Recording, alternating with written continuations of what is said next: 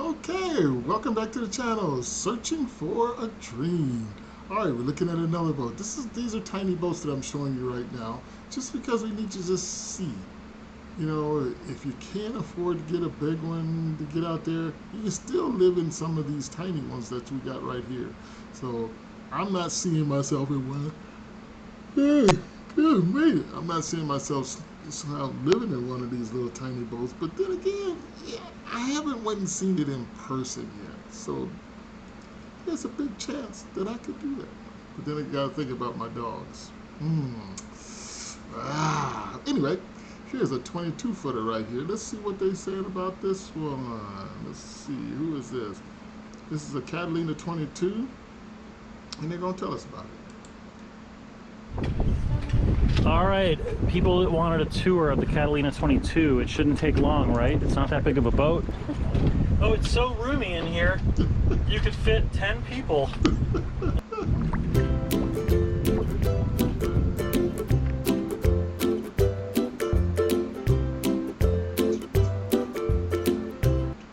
All right, so it's Saturday morning, and we're gonna get the kayaks out and go to the boat, because Susie left her sandwich in the boat last weekend, her egg salad sandwich, so you can't leave that rotting. Last weekend? And because enough beer would be too heavy for the kayaks, we will take some tequila.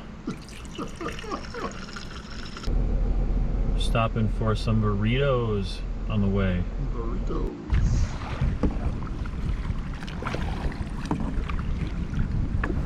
Well, we got out here today, and we couldn't find the sandwich. We looked all over and pulled up the cushion, and there it is. It's been out here a week. And you know what? It doesn't look moldy at all. Maybe we can still eat it. I made this boom tent, I don't know, 3 or 4 months ago. Put grommets in it and everything, and I'm gonna try it. So I have the pop tub up. And by the way, for those of you who have this boat or whatever, you probably already know this, but the boom vang didn't need to be disconnected. Like, I disconnected this last time to put the pop top up. You can just release the its rope and loosen it, and then it can kind of just sit there like that, so you don't actually have to do as much as I did. And it looks like I should probably replace these ropes pretty soon. But anyways, let's put this boom tent up. Okay, he's calling them ropes. Is that a real sailor? He's not using sailor talk. See what it looks like.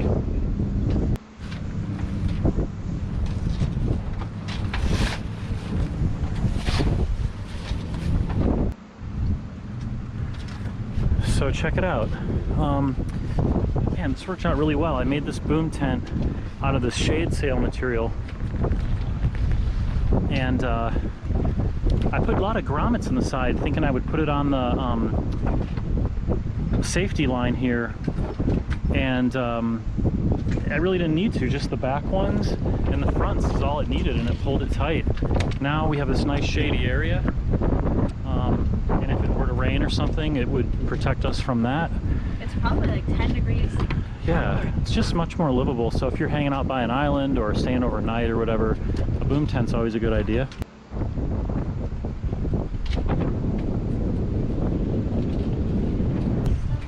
All right, people that wanted a tour of the Catalina 22, it shouldn't take long, right? It's not that big of a boat, but the stern area, this has the stern railing on it. I think some people take that off for racing.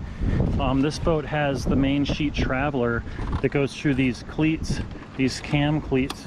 So, and I have used that and practiced, you know, in light and heavy winds to adjust it and learned how to do that.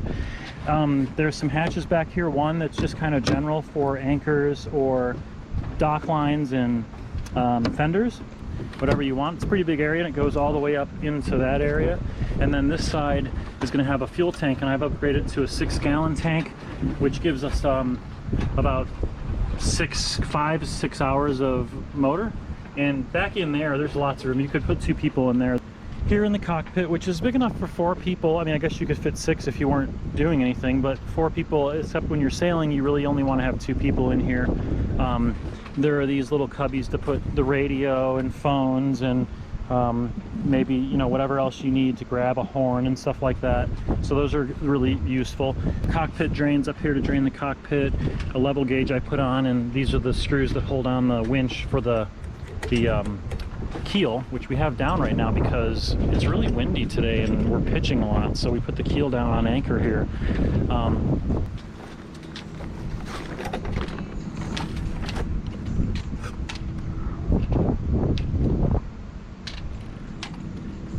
This is what the front of the boat looks like. Enough space up here for 12 people to dance. 12 people dance. So that's the forestay that holds the front of the mast up. Backstay is going down there. And then there's 3 on each side here to hold this mast.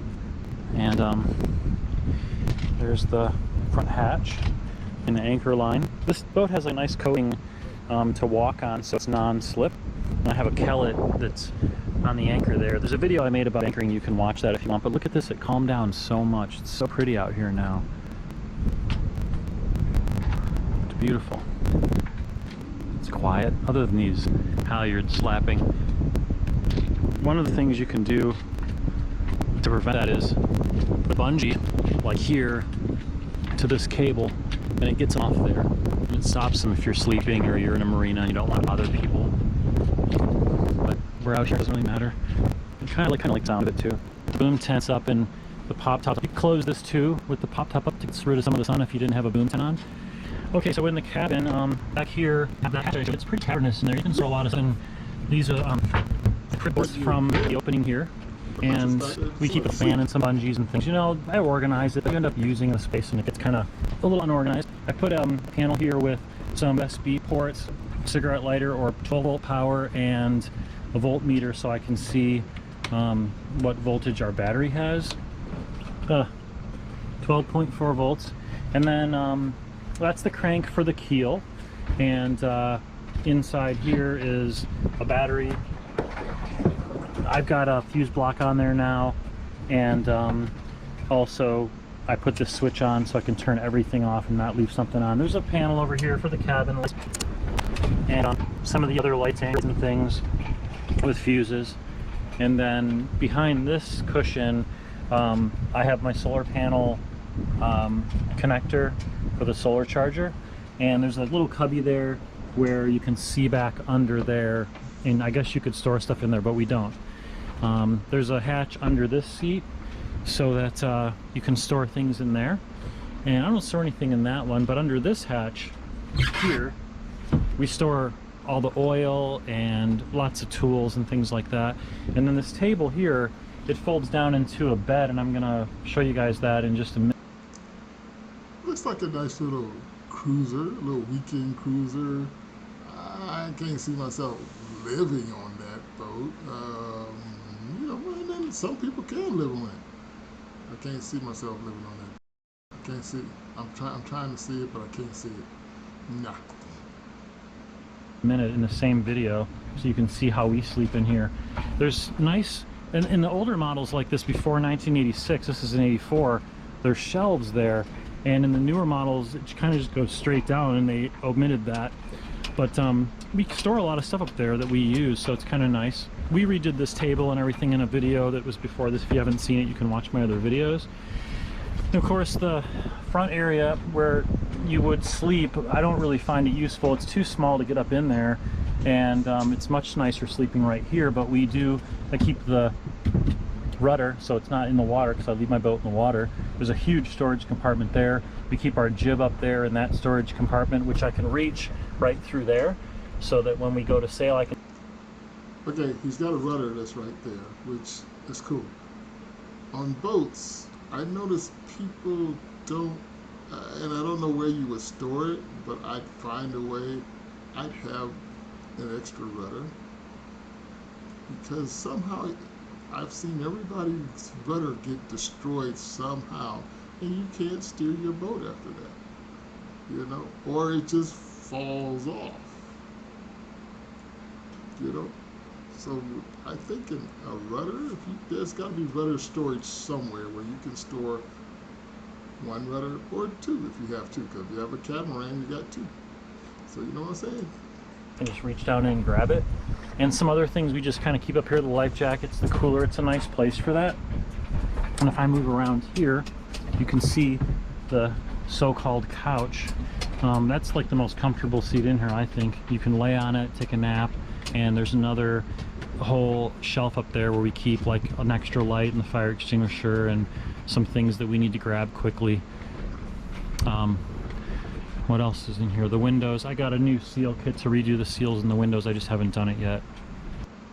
And under the couch there's more storage on each of these. There's no hatch there because that's where the kitchen goes in some models, but there's pretty good storage. So, you know, there's plenty of places to keep things out of the way in here. But the bottom line is it's a nice place for two people, and that's about it. Oh, one thing I missed while I was inside here is that this area up here, so it usually has another hatch board right here to make it into its bed. I know I'm bad, but I can't think of the name of that right now. But so over where this is where the porta potty is supposed to go. So you kind of like sit there, and then there's even a curtain thing here where a curtain could get pulled so you could have some privacy. And there's a light over there, which, you know, when I turn these cabin lights on, the light comes on there. And it lights it up nice at night.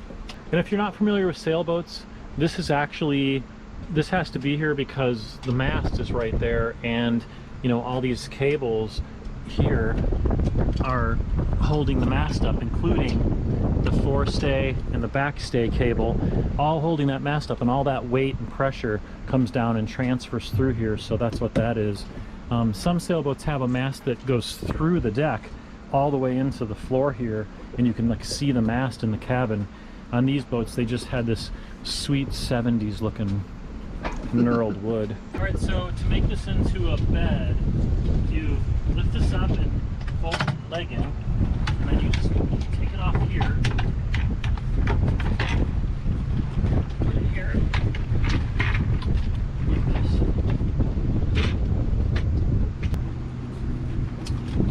But once you have this here, this is pretty much the sleeping area. And look at, I mean, instead of going up there and trying to fit, like, my feet have plenty of room, and even if I want to lay all the way flat, I can do that. My wife slept over here, and it's enough room, really. But, oh, it's so roomy in here, you could fit 10 people and all sleep. It's kind of a cozy little place to sleep at night. I also wanted to share with you guys a couple cool little things that I have. This is a monocular, so it kind of fits the part, right? Being on a boat or a sailboat, you're like checking things out instead of having a big pair of binoculars that takes up a lot of space. All right. Yes, I would have binoculars on my boat too, so I carry some around. I have some old binoculars I got years ago that I still have those binoculars, and they still work just fine. Not that I might not get me a new one, but you know. And they got these new binoculars out there that they're selling right now that can see long distances and things like that too. But that's a little 22 footer right there, Catalina 22 foot, and you know, it's day cruising, weekend cruiser, just the two of you. You know, there's nothing on there where you can really do no cooking. You had to take your own stuff. You know, you could make it work. You know, just like anything, you can make it work. So thank you for watching. That's another little short one there. I think I'm gonna find one more while I'm at it. All right. Thank you for watching Searching for a Dream. So come on back to the channel. Don't forget to subscribe and comment. I need some comments. I need to know how I'm doing. All right. Okay. Thank you.